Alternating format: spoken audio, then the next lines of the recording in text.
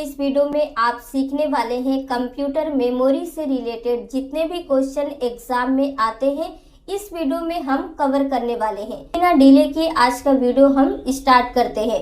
सबसे first question है, how many types of memory are there in a computer. Computer system में कितने type की मेमोरी होती है? तो राइट आंसर क्या होगा? सी नंबर 2 टाइप की होती है। पहला होता है प्राइमरी मेमोरी और दूसरा सेकेंडरी मेमोरी। नेक्स्ट क्वेश्चन है, the 2 kinds of main memory are. अब इस क्वेश्चन में आपको ये बताना है कि हमारे कंप्यूटर सिस्टम में इनमें से कौन सी 2 टाइप की मेन मेमोरी होती है। तो कुछ स्टूडेंट कहेंगे प्राइमरी और सेकेंडरी, लेकिन ये गलत है। राइट आंसर होगा ए नंबर, रैम एंड रोम। क्योंकि जो प्राइमरी मेमोरी होती है वो हमारे कंप्यूटर सिस्टम की मेन मेमोरी है और उसी का 2 टाइप है, रैम और रोम। सेकेंडरी मेमोरी एक्सटर्नल है, इसे हम मेन में काउंट नहीं करते हैं। तो एक चीज आपको क्या याद रखना है, जब भी कंप्यूटर की 2 टाइप्स की मेन मेमोरी की बात होगी तो वो रैम और रोम है। अगर आपसे क्वेश्चन नॉर्मल पूछता है कि कंप्यूटर में कितने टाइप की मेमोरी होती है तो आप प्राइमरी और सेकेंडरी में टिक करेंगे। तो अब हम उम्मीद करते हैं कि कोई भी कंफ्यूजन नहीं है। अगर आपको कोई भी डाउट है तो कमेंट में आप जरूर पूछेंगे। और एक चीज, अगर आपको किसी भी क्वेश्चन का आंसर पहले से पता है तो उसे कमेंट में साथ साथ जरूर लिखें, इससे आपका रिवीजन होगा।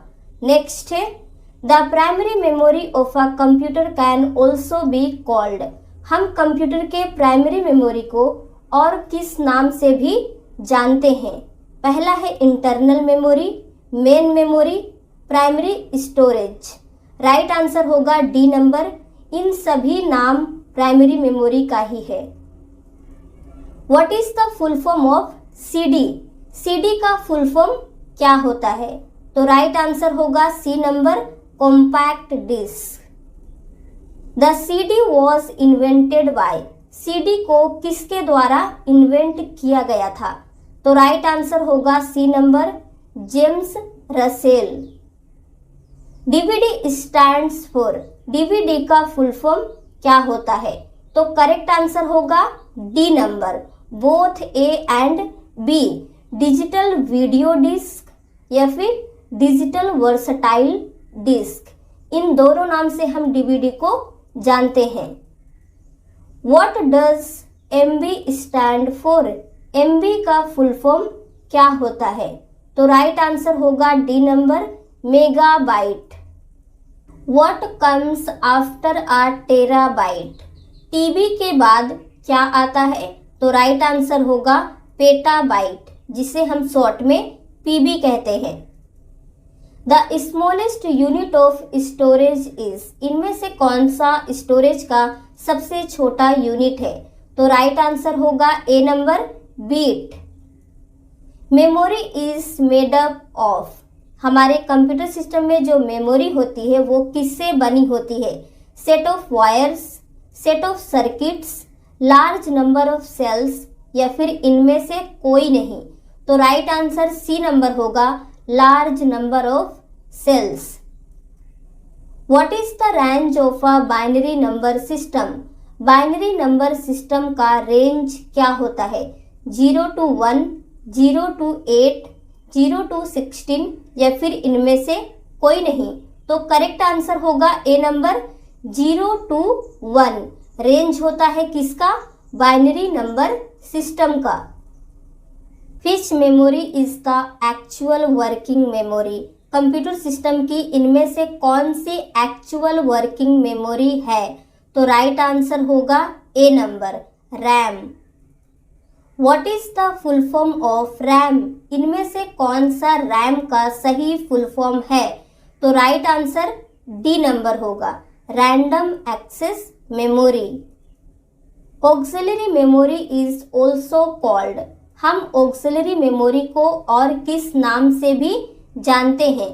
तो करेक्ट आंसर होगा बी नंबर, सेकेंडरी मेमोरी। इसे एक्सटर्नल मेमोरी भी कहते हैं। ये तीनों नाम आप याद रखिएगा, किसी का भी यूज करके क्वेश्चन आपसे पूछ सकता है। What is secondary memory? अब आपके दिमाग में ये क्वेश्चन जरूर आया होगा कि सेकेंडरी मेमोरी क्या होता है। तो इनमें से कौन सा स्टेटमेंट सही है? तो राइट आंसर बताने से पहले हम एक एक करके रीड करते हैं। पहला है, it is non volatile in nature that is slower then primary memories.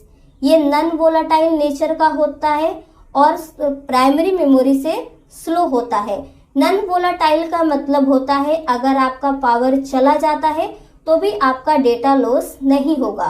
Second है, data is permanently stored even if power is switched off. वही है कि जो डेटा होता है वो परमानेंटली हमारे सेकेंडरी मेमोरी में सेव हो जाता है, चाहे पावर ऑफ हो जाए तो भी। कंप्यूटर में run without secondary memory. Computer बिना सेकेंडरी मेमोरी के भी रन कर सकता है। It is also known as backup memory. इसे हम बैकअप मेमोरी के नाम से भी जानते हैं, या फिर ये सभी। तो राइट आंसर हमारा ई नंबर होगा। ये सभी स्टेटमेंट जो दिया गया है सेकेंडरी मेमोरी का सही है। अगर आपको रिटन एग्जाम देना है तो भी आप इन सभी पॉइंट्स को एग्जाम में लिख सकते हैं। इससे आपको पूरे नंबर मिलेंगे, क्योंकि अगर आप किसी भी क्वेश्चन का आंसर पॉइंट वाइज देते हैं तो आपके नंबर नहीं कटते हैं। तो आप इसे याद कर सकते हैं। कंप्यूटर मेमोरी के जितने भी क्वेश्चंस हैं वो हम पार्ट वाइज डिस्कस कर रहे हैं। यह इस वीडियो का फर्स्ट पार्ट है। सेकंड पार्ट नेक्स्ट वीडियो में डिस्कस करेंगे। चैनल को लाइक और सब्सक्राइब जरूर कर लें। Thank you.